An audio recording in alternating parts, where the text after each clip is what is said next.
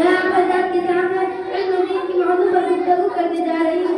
मैं पूरी कोशिश करूँगी कि कोई कोशा बाकी ना रहे। उम्मीद है कि आप संजीदगी बात के साथ समाअत फरमाएंगे। आप हज़रात ने इल्म दीन की फजीलत और अहमियत बहुत सारी किताबों में पढ़ा होगा, बहुत सारे मुफक्किरों से सुना होगा, बहुत सारे दानिशवरों से सुना होगा, बहुत सारे आदमियों से सुना होगा, बहुत सारे मुक़र्रिरों खतीबों से सुना होगा।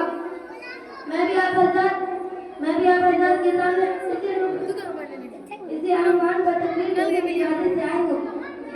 इल्म दो तरह का है, एक दीनी एक उखरवी।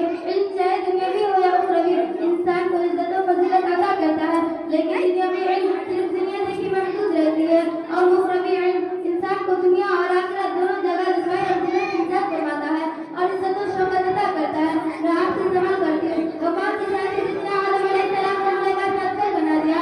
वो कौन सी साइंस जिसने इंसान को अशरफुल मखलूकात बना दिया?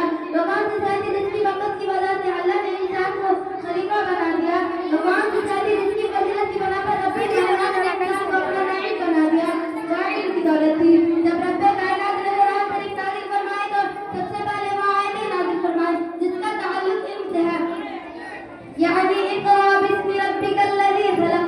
उखरवी इल्म की फजीलत और अहमियत आयत कुरान और हदीस की नक़ल में बतौर है।